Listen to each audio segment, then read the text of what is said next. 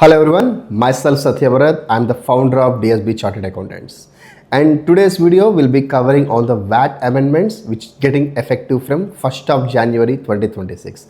Let's begin with the first one, relaxation of the self-invoicing.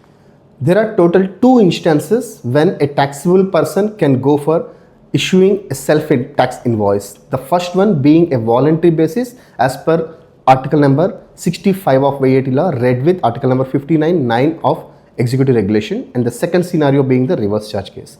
Let's start with the first one.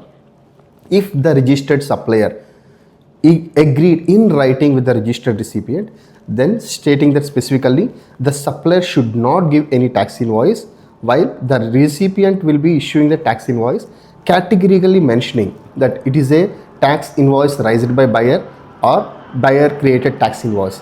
In such case, but remember, in this case also the responsibility of paying the VAT to the FTA is with the supplier, only that he don't give the invoice. So obviously the recipient, the buyer can enjoy the input tax credit subject to the regular input tax credit conditions.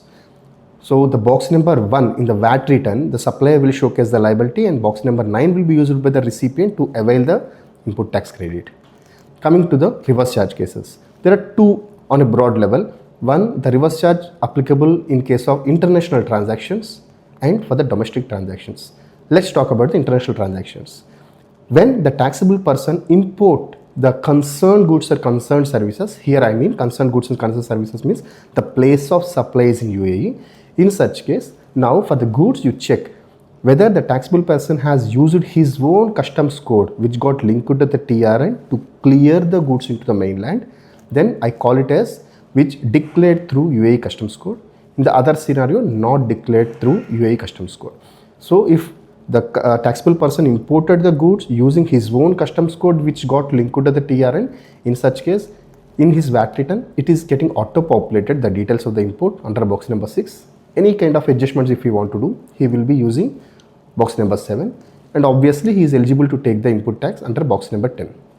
The other case where he has not used his own the customs code, in such case the person will be showcasing this liability under box number 3, remember, and since he already paid the VAT, if at all if he already paid the VAT through a clearing agent, he is eligible to take the box number 9 standard because the VAT is got paid, and again box number 10 for whatever the liability that he has shown in box number 3 to reverse it box number 10.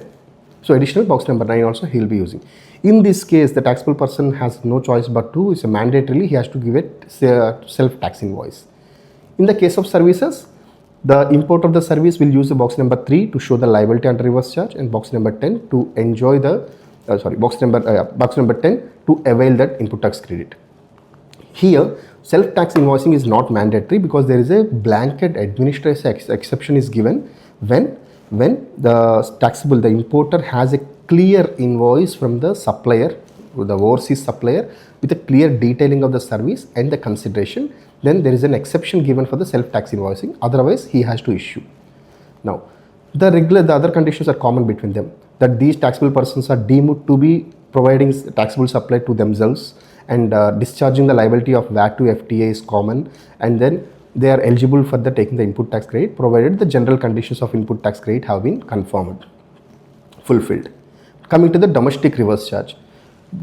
In the case of domestic reverse charge, as of now there are 4 kind of products if it is getting dealt between 2 business entities. In such case, the reverse charge does apply. Let's talk about that. The first one being the crude or refined oil, processed or unprocessed natural gas, and any hydrocarbons. Second one, which is electronic devices, effective from 30th of October 2023, and precious stones and precious metals and the jewelry made of it. This is effective from 26th of February 2025. Previously also it was there, but it was only limited to the gold and diamonds. Now it has expanded the definition. And finally, the new entrant for the sale of metal scrap, in this case also reverse charge apply. This is very recently came up, so effective from 27th of January 2026, this will be under.